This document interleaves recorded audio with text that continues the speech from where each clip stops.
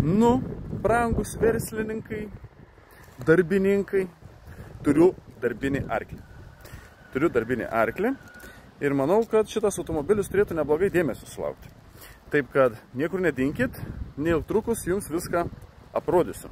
Na, o jeigu jūs taip pat turite parduoti automobilį, norite jį parduoti greitai, sklandžiai, be jokių rūpesčių, kaip sakant, viskas, kad būtų čiki-piki, galite kreiptis į mus, važiuojam autobrokeris tiek Facebook'e, tiek Instagram'e, arba šio video gale nurodytų telefono numerių. Peržiūrėsit video iki galo, rasit visą informaciją, kaip visada, man virš galvos. Skambinkit, jeigu tingit rašyti, jeigu tingit skambinti, tai tada rašykite. Na, o dabar, bičiuliai, kam nesunku, aišku, kaip visada, pasidalinkite šito video, paspauskite būtinai sekti mūsų socialinius tinklus, kad nepraleistumėte ateinančių gerų variantų. O jų šią savaitę nusimato ir patikėkit ne vienas. Taip kad laikas, pasidalinkit ir būtinai pasispauskit follow. O dabar einam. Darbinis arklys jūsų dėmesio.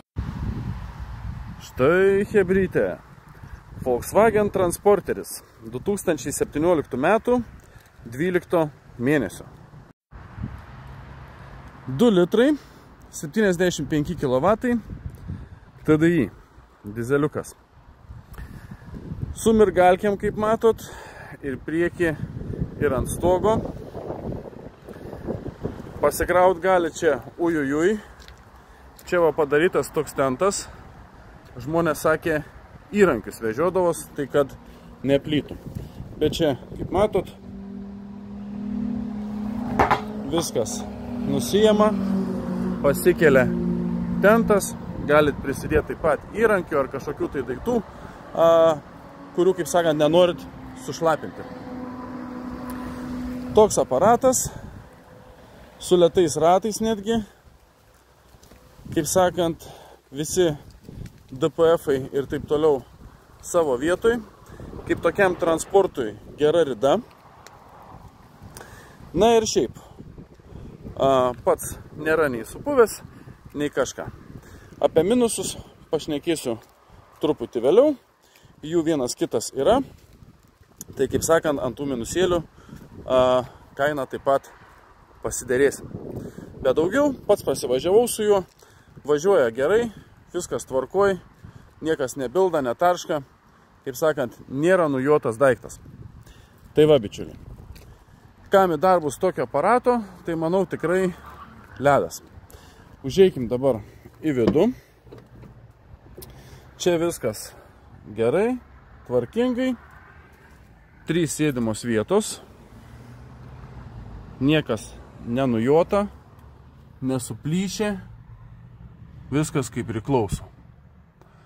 Žmogus, kuris atvarė, naudojo darbų jį Danijoje ir dabar, kaip sakant, darbus tenais po ilgų metų baigė, grįžo, parsivežė ir parduoda. Viskas tvarkingai, viskas gerai. Čia va mygtukas mirgalkėm įdėtas, turi start stopą. Mechanas 5 bėgių, kondicionierius veikiantis, multimedija šiokia tokia, laikiklis telefonui dovanų, daiktadėžės, viskas, nu, matot, tvarkinga, nenubraižyta, nenubrozyta, prižiūrėtas automobilis, ne tai, kad, žinot, jeigu jau darbui, tai užmuškim. Tai va, bičiuliai, tokie būtų reikaliukai, tvarkingas vairiukas, irgi niekas čia, kaip sakyt, nenutrinta ir panašiai. Sėdam į vidų, pasikursim. Taip, prie automobilio 2 rakteliai. Kuriam. Brumt. 2 litrai 75 kW, užsikūrė, viskas ok. Pusę bako dar kūro. Tai kaip sakant, parlieksit, nesvarbu, kur jį benusipirktumėt, tai tikrai. Toks aparatas, rida 253 tūkstančiai. Taip, kad važiuoti ir važiuoti dar su juo, kaip sakant. Tokie būtų reikaliukai, sakyčiau, nu, nusipirkus, aišku, kaip visom mašinom reiktų pasikeisti tepalą, o daugiau nematau jokių problemų. Taip, dabar ką pavyko rasti iš minusų. Tai būtų taip. Yra padrėkęs karteris. Reiktų pasikeisti karterio tarpinį. Ir kaip yra vairo kolonėlė, ant vairo kolonėlės mačiau yra truputis tepaliuko. Bet tepalas yra senas. Ne šviežus, ne kažką. Pasakau iš karto, kad, kaip sakant, paskui atvažiuosit apsižiūrėti automobilio, sakysit, o, va, čia yra pabėgę, kodėl nesakei. Tai pasakau, senas pabėgimas, nešviežus. Tuo tarpu ant karterio yra pabėgę šviežiai. Todėl tarpinę keisti reikia garantuotai. Tai va, bičiuliai, tokios būtų problemėlės. Šito automobilio kaina būtų 10 500 eurų. Tai tos 500 eurų, tai tikrai manau drąsiai, kad nusiderėsim, kaip sakant, ant tų smulkmenėlių, kad jas pasišalyti. Nu, daugiau sakau, važiavau su automobiliu, važiuoja gerai, variklis dirba tvarkingai, iš viršaus jokių tepalo nuotekių niekur nėra absoliučiai, turbinos nei švilpia, nei dar kažkokie bairiai, viskas kaip ir savo vietoj. Tai va, kas ieško tokio automobilio, darbui, nežinau, į statybas, užsiemat kažkokiom tai didesniais santechnikos darbais ir panašiai, tai prisikrauti tikrai vietos yra sočiai, susidėti įrankius, kur potentų, kad niekas nesudėktų, nesušlaptų, neplytų ir taip toliau. Taip pat užtenka vietos. Variantas, kaip sakyčiau, tikrai vertas dėmesio. 10 500 su galimybė dėrėtis, tai manau, kad už lygį 10 000 susitarsim drąsiai.